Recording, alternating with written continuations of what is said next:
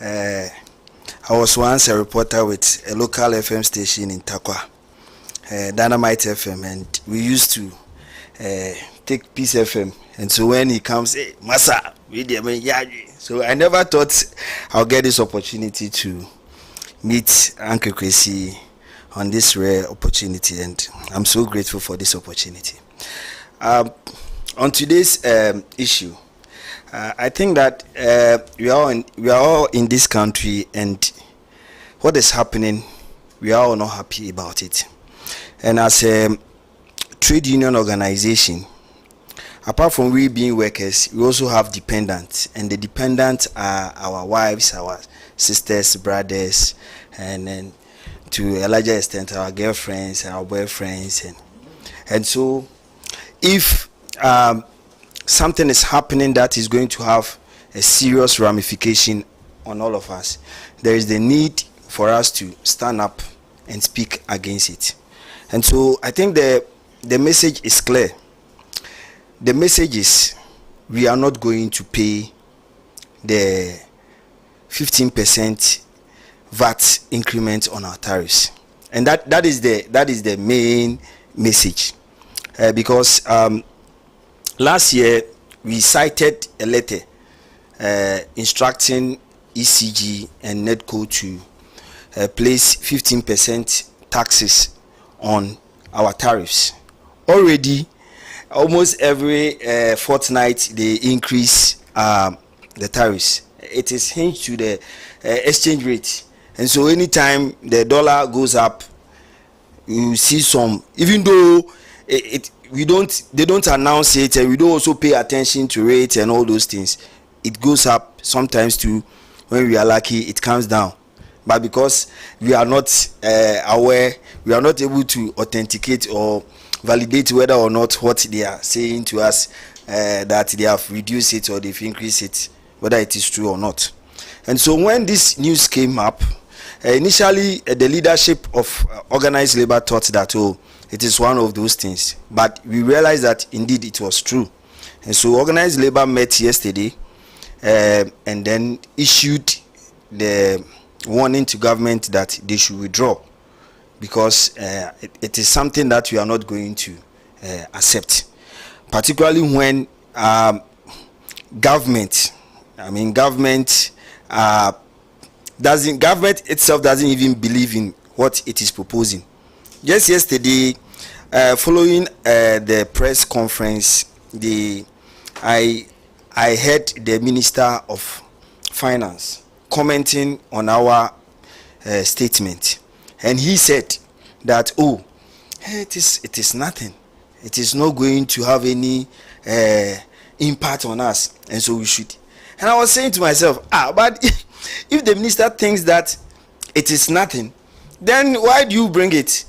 If the thing will not have any impact on consumers, why do you bring it? And this one that I'm coming to say is not the position of the organized labor, but since I have the opportunity to speak to the issue, I think it will not be bad if I express this concern.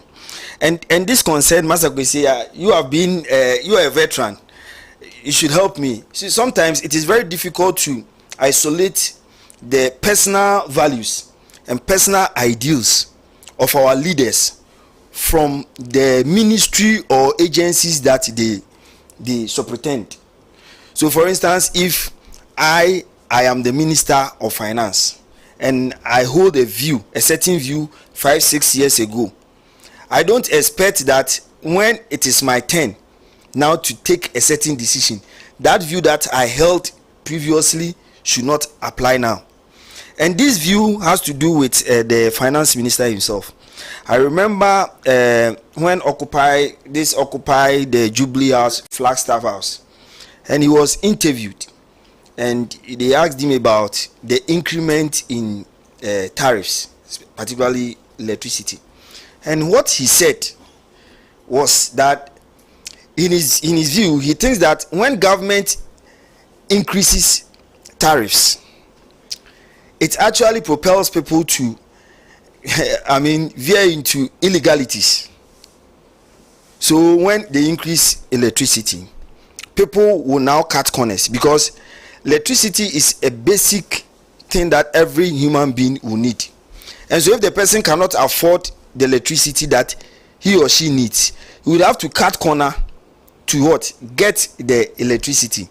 And so if he held that view 2016, 2015, why is he not bringing this view to the ministry that is actually leading this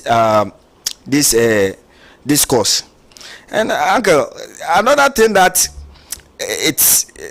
we are all worried about is that where government is increasing taxes for the poor consumer, government is withdrawing taxes from companies, rich companies, multinational mining companies. Now the Minister of Mines is leading a course to, withdraw the taxes on exploration here in Ghana. And we were all thinking that Ghana has a lot of resources, and so now that, as they've made us to understand that post-COVID things are hard, so our mineral resources will now come to actually mitigate some of these challenges that we are all going through. But that is not what we are seeing. Rather, they are taking the burden from the multinational to us. It's not even a burden. It is not even a burden. And I don't know, but excuse me to say, it doesn't make sense. It doesn't make sense that government, per the IMF conditionality, is withdrawing tax exemptions. They are withdrawing tax exemptions, and now the same government is now pursuing a course where the taxes that mining companies should pay, government say no, they are not going to pay, but we, the citizens, should pay. And this thing, it doesn't make sense. And so I think that it is a time for all of us as Ghanaians to come together and fight against this thing. This is not about I am to the left or I am to the right. This is about we, all of us. And so the trades union, and for that matter organized labor, is calling on all of us to join hands together and say no to this VAT on our tariffs. And so I hope that the government will listen. But if the government doesn't listen, I think that in the next 7 days or 6 days, the government would experience what they've never experienced in this country. So to start with, I will say that the message is clear. We are not going to pay the tariff today or tomorrow. And so if government is listening, I know they are listening. That is the simple message to them, that we are not going to pay. There are a lot of things that in our estimation we think government can do to raise or mobilize more resources to pay for all the debt that they are talking about. If you recall, in 2015, yes, Parliament enacted an Act 899, Energy Sector Levy, and this levies seeks to mobilize more resources to defray the debts in the energy sector. So we've been paying these monies even before the levy came in. We've been paying these monies since, but interestingly, the debt keeps on increasing. The debt keeps on increasing, and they know that there are a lot of inefficiencies in the system. There are a lot of inefficiencies in the system, and so if there are a lot of inefficiencies in the system, we think that governments are elected to resolve these challenges. And so government should find ways of addressing these inefficiencies. You cannot pass on the inefficiencies to us to pay. What I mean to say is that if Gridco or VRA generate power to Gridco to give to ECG or NEDCO, say they give you 100 cedis electricity. Now they expect that ECG will sell the lights and pay them their 100. But now what is happening in Ghana, averagely between ECG and NEDCO, we lose about 50% of all the generation that goes to them. So when you get 100 cedis, instead of paying 100 cedis to Gridco, ECG now pays 50 cedis to Gridco.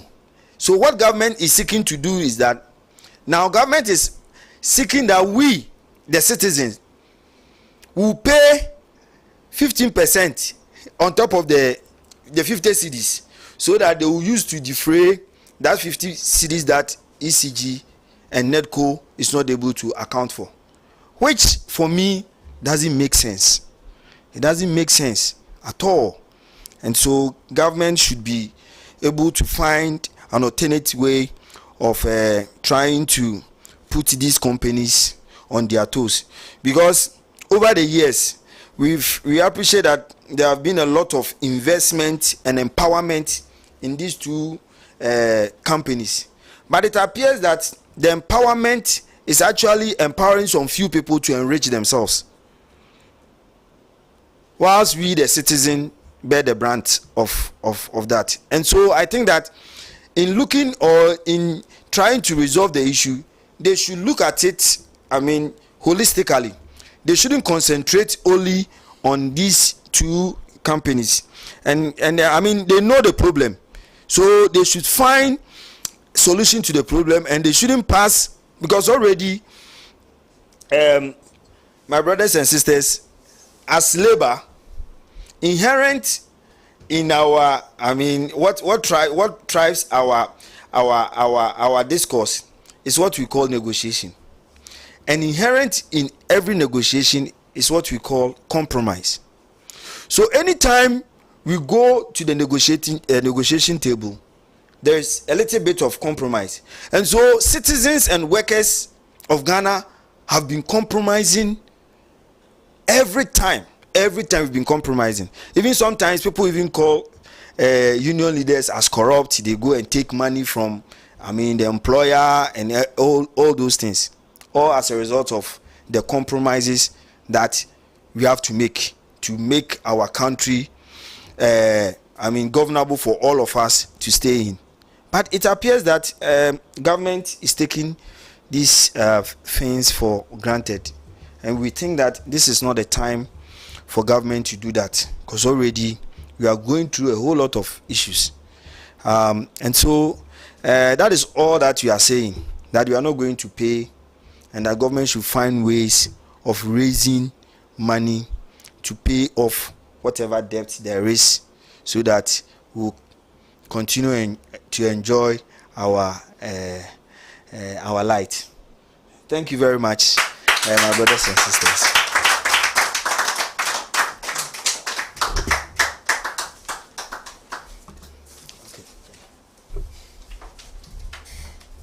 Well, excellent explanation of the issues by Comrade Mensah from the Trades Union Congress of Ghana.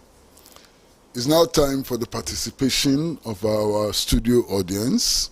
And for those of you who have comments or questions, this is the time. Just show by your hand, and we would invite you to the microphone. Hands up. Those who have comments and questions, hands up. I see only 4 hands up, so we're going to start with you, and you, and you, and you, and number 5. So 5 hands up. Please come to the microphone.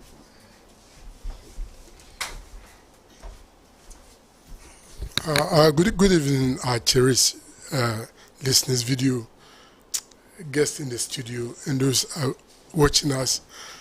It's very nice to be back again. only problem, I've got about 2 problems that I'll push forward.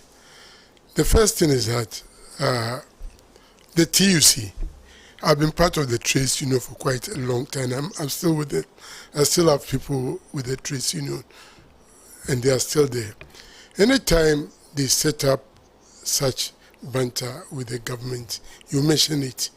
When it's getting closer to the time, then they back down.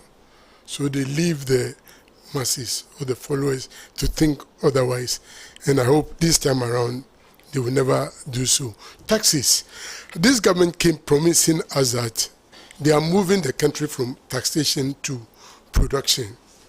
And up to now, we don't know what's happening. They keep on increasing taxes here and there, here and there. If I was listening to Radio Gold this morning, and they said the number of taxes that they've put on us, the World Bank projects and co have realized that a lot of people have been pushed to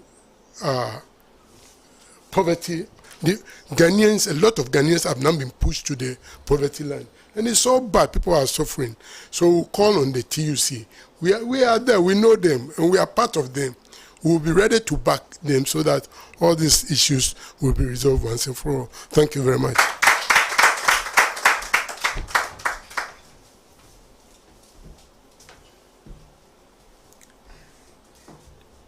Thank you so much for the opportunity. My question was actually based on what my daddy has already asked. My focus was on, we have realized or we have witnessed so many threats, strike, so many things that happen in this country, or at times organization coming out to say we are not going to agree on this. And at the end of the day, we see that it is compromise and that is the end.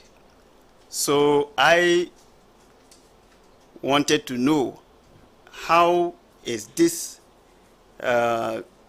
TUC's move going to end, and what should the nation expect to see at the end of this move? Because we are living in a country where there is no trust anywhere, and whatever anybody is doing, somebody can say somewhere and say, oh, for this, forget about them.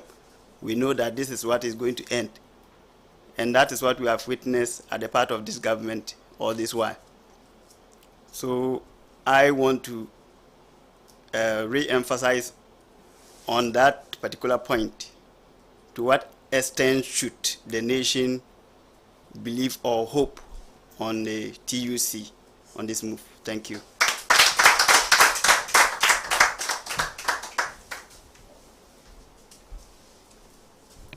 Good evening, viewers and studio members, and I want to see that the problem here is simple as the system is not clean, still corruption. The speaker touched some issues, especially where he said when a power is given at cost of 100 Ghana cedi, and they will pay 50 and hold 50. What happened to that 50? And now they want to push the 50 to the ordinary citizens that are already suffering, burdened with so much taxes, increasement on so many other things. So I think it's corruption. It's corruption. And I want to ask one question. Is there anything the ordinary citizens, because this corruption is we people, common people, that pay the price. It's not the ruling classes. It's not the ruling classes. And I want to ask this question: is there anything a commoners can do to elect a honest people in the power? Is there anything citizens can do to elect the right people in the power, that when they are there? Honestly, I listened to Singapore literally say, oh, why our country is able to stop corruption, and have the right people at the right place. Because when there is even corruption, you will not get a right people at the right place, because you affect all sectors, including nepotism, and if you don't know somebody, will not be employed. So it's not a matter of meritocracy. So in this case, if there is anything we can do to, as people who are voting people, to vote the right people, because there are still good people among us, we can vote, and our sufferness will minimize. Thank you very much.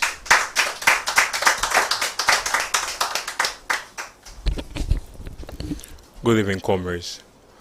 Well, we were all in this country when electricity tariffs went up by 73% in 2022, right?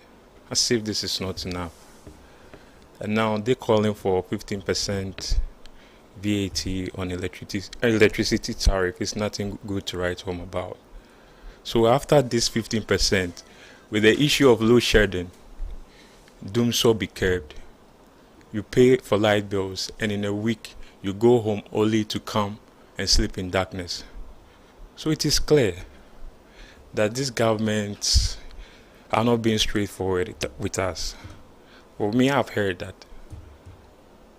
governments are making plans to remove certain taxes on, exploration of minerals for multinational mining companies. So I think we should advise ourselves and look at things very well. Thank you very much.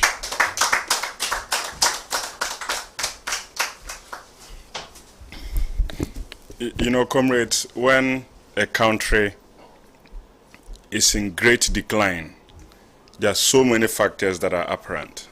Nothing holds water anymore. Okay. And in Ghana today, I think now it is obvious to all of us, there is no more doubt in our minds that the social, economic, and political fiber of the Ghanaian society is gone. There is nothing that we can do in the current moment to rescue it unless we kick out this government. There is no doubt about that anymore. We've given them a lot of benefits of the doubt. Look, even the performance of the Black Stars cannot be decoupled from the crisis that we are in. I'm told that the budget for the Black Stars was 25 million Ghana cedis. 3 weeks ago, the renal service at the Kolebu Teaching Hospital was not working. And I'm told that 7 people died in that period, that we couldn't put 4 million at the renal service. We know very well that the president, Nana Akufo-Addo, was part of a team that led a demonstration against VAT. That was 17% at that time on commercial activities. 3 people lost their lives. Today, that same man, who is now president, has not only increased VAT on commercial service, but has gone ahead to extend it into domestic services. They led a lot of demonstration on Dumso. Today, the reason why the John Mahama administration was incompetent was because of Dumso. Dumso is back.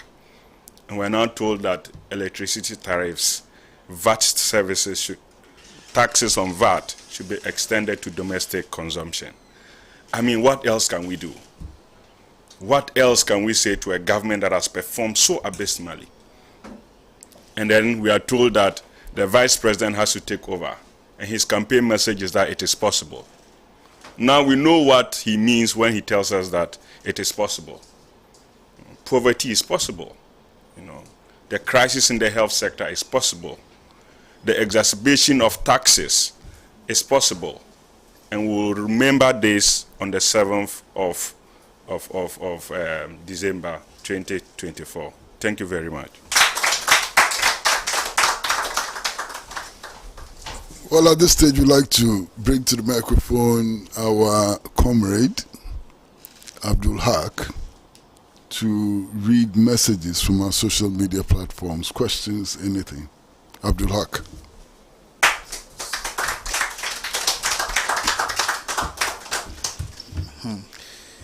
Good evening to you, comrades, and our viewers watching us from home and from your workplaces.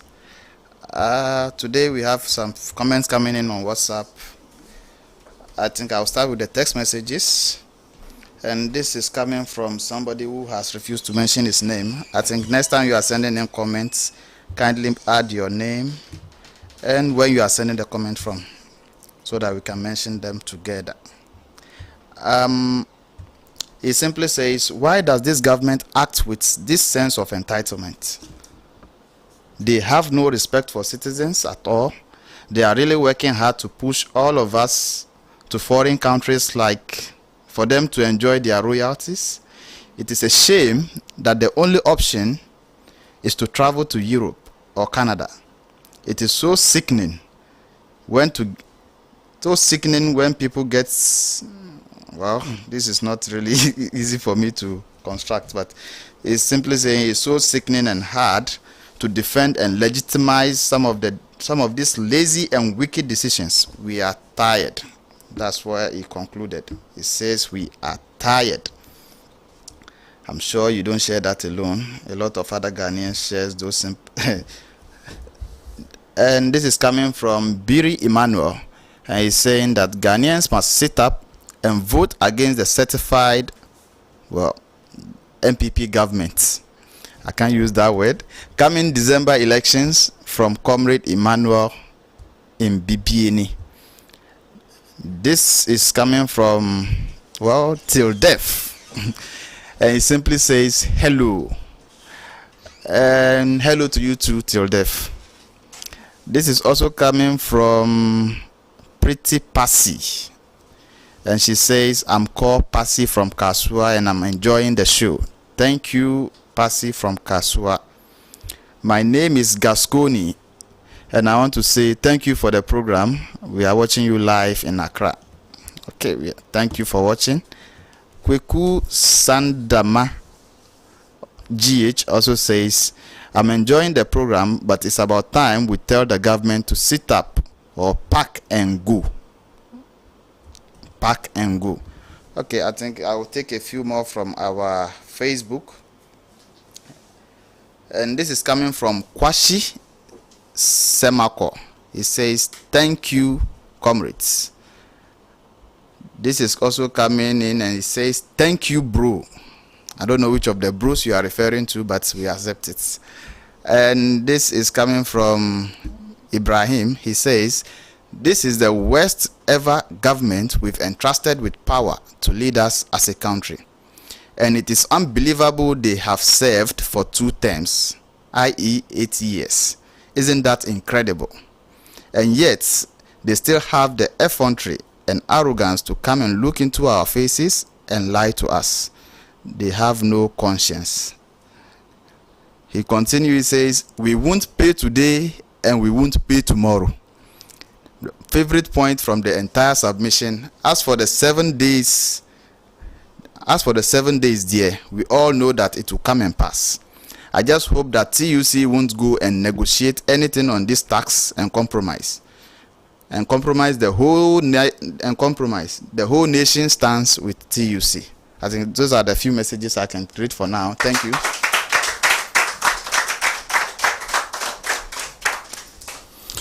Well, we'd like to invite our brother Men Sapa to respond to some of the comments and questions.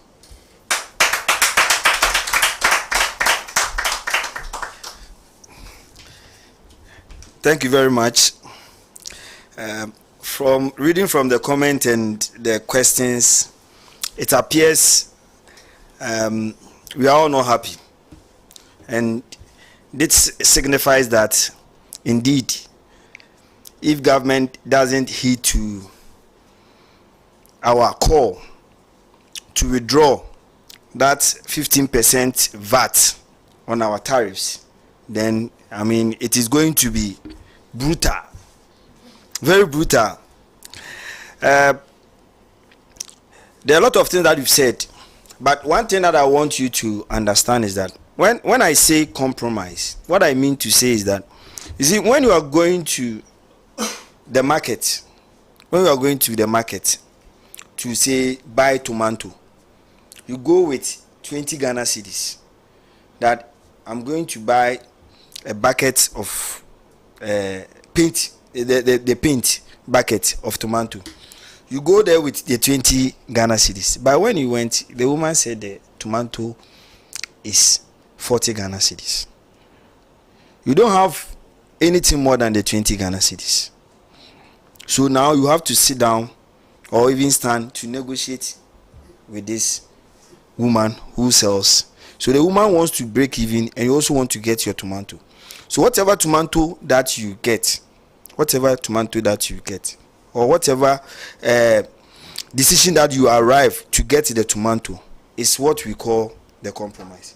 So you don't go into negotiation with an entrenched position that if you don't give me this, I'm not going to allow it. If you do that, there's not going to be. It is going to be a chaotic thing. That is why we say, so when we say compromise, that is what we mean to say. Now, what is important for us to appreciate is that as organized labor, there are 4 key power sources that is available to us. We have the associational power, we have what we call the structural power, we have the institutional power, and we have the societal power. Where we have gotten to now is the societal power. We want everybody to come on board to support so that government doesn't proceed with this 15% increment on our tariffs. As I noted earlier on, I was born and bred in Takwa, a mining town in Takwa. We understood that as of that time, Takwa district was able to mobilize enough social security contribution, so much so that the whole of Takwa district contribution put together was more than Central Region and Water Region put together. Just recently, mining companies, after getting all the incentives,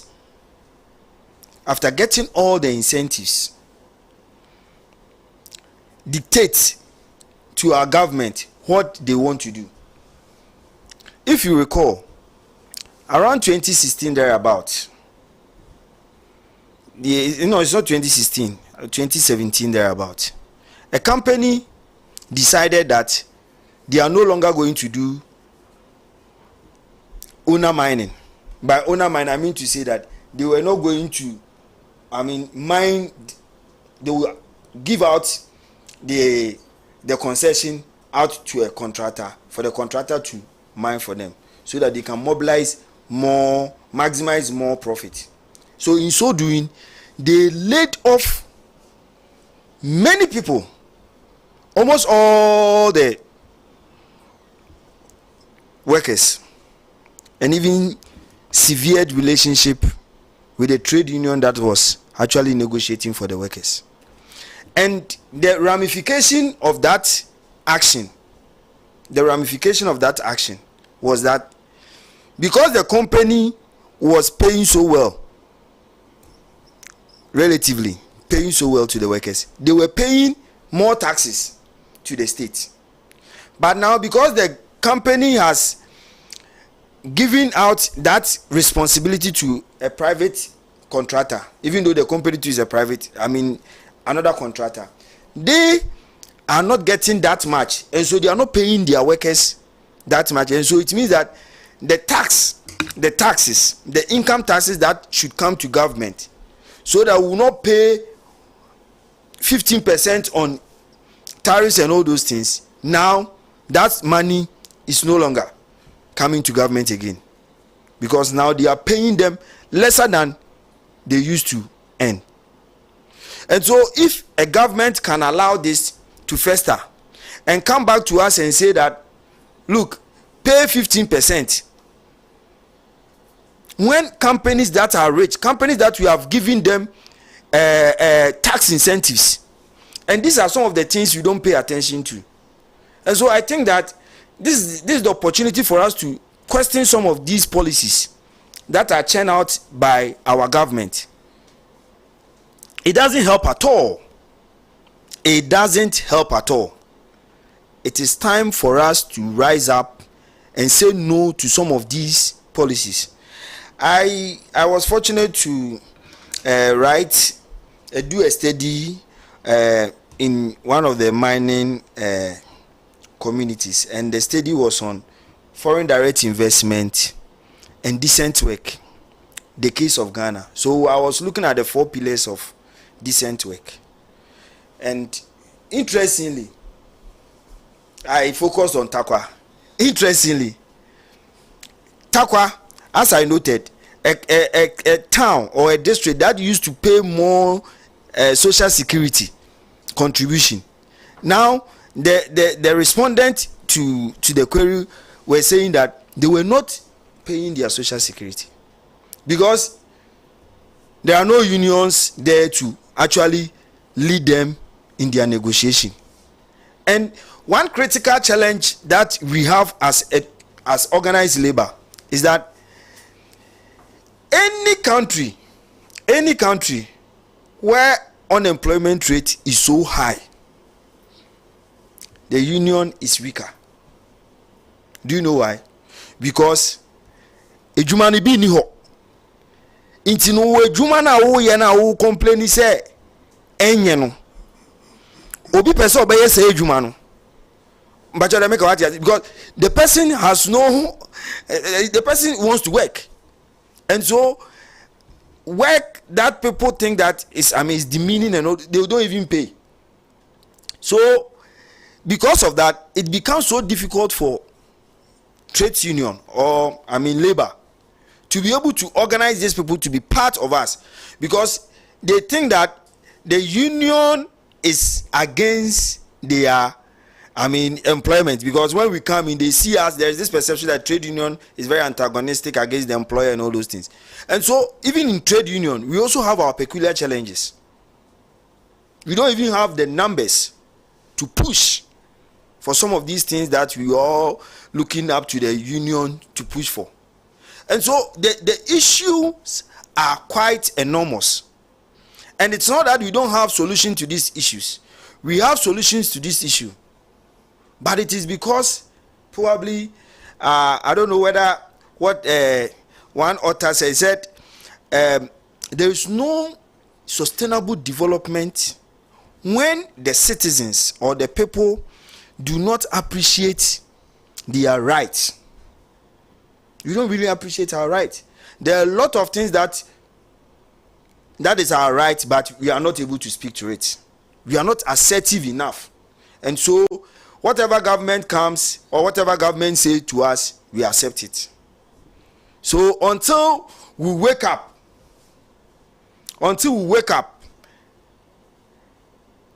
and fight and speak against some of these things will continue to fester on. And so, my brothers and sisters, the message, as one tester noted, is that we are not going to pay today, we are not going to pay tomorrow. And we are telling government that the message is quite clear. That 15%, no way. And one interesting thing about all these things are that it actually contradicts government's own position. It contradicts government's own position. First of all, it doesn't add up. A government that has gone to parliament to say that we are going to stop this tax exemption thing and all that. This same government is promising mining companies that they are going to enact a law that will stop them from actually paying VAT, and that citizens now are to pay VAT on tariffs. It is not that citizen doesn't want to pay, we don't want to pay taxes, but the right thing should be done. The right thing should be done, and we are calling on government to listen, to do the right thing. Enough is enough. Here in West Africa, or maybe Africa, there's what we call the race to the bottom, and especially within the extractive sector, the race to the bottom, where today Nigeria will say that, oh, per our laws, it is not attractive enough to bring more investors, and so let me lower my standard. Then Ghana will look up to Nigeria. Hey, Nigeria last year had about 3 trillion investors. It is because of they lowering their standard or they lowering their laws. So Ghana will also lower its laws. Burkina Faso will lower its laws, and so we are racing to the bottom. So how should a country like Ghana, we have everything, we have the human resource, we have the peace, we have everything, we have the mineral resources and everything, yet we keep on lowering our standards. And countries that are fighting, almost every fortnight there's coup guitar. We are looking up to those countries to lower our standards. What sort of country is they become tomorrow? There was a time I was coming from Tema to Nungwa, where I stay, and there is this shortcut that we used to pass. So I was using that shortcut, and I met the security man, and security man was on phone. Apparently I thought he was talking to me because he had gone back to, just like the police people they do, they went to the booth and then he hit my car. So I thought he was telling me to go. I drove all the way to the other gate to exit, and the guy had called the other man there that me so intino, you shouldn't allow me to pass. And my brothers and sisters, that time my stomach was doing me some way, so I wanted a place to ease myself. So the guy spoke to me, I begged him, he said no. I came back, then used the old road, which is not motorable, but I had to manage. So when I was driving home, I was saying to myself, the small power that you have to manage it, look at how you are abusing it. In future, when you become a minister, what will you do?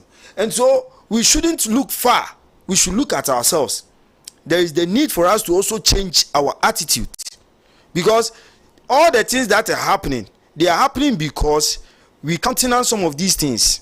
We speak about corruption, we speak everything. It is in the society.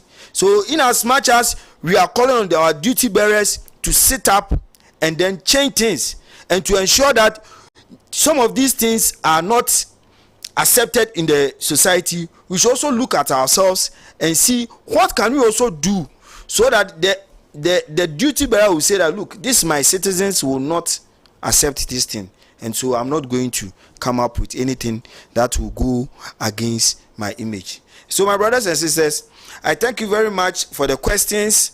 I think some of the questions are for my senior men. Some of the questions are for my senior men. They are listening. I can only speak to what I was asked to speak to, and so since Comrade Kwesi Pratt is as an ally to the trades union and organized labor, we hope that we shall come together to put strategies in place to address some of these issues that people are looking up to the union to do. Thank you very much.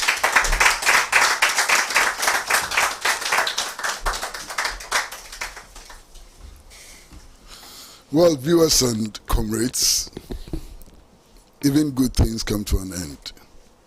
And there's one good conversation which is coming to an end. And on behalf of Pan-African Television, of our audience on social media and everywhere, we'd like to say a big, big, big thank you to our comrade and friend, Comrade Jerry Mensah, who is a Principal Industrial Relations Officer of one of the 22 unions of the Trades Union Congress. We are all waiting with bated breath for the 7 days to come.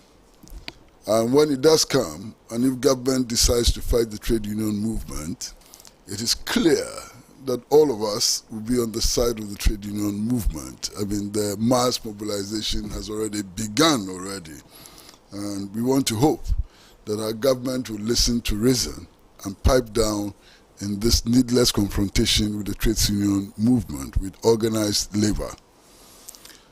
Well, Wednesday Palaver, as you do know, comes to us every Wednesday evening at 5:30, and we discuss all the issues, international, national, everything. And we discuss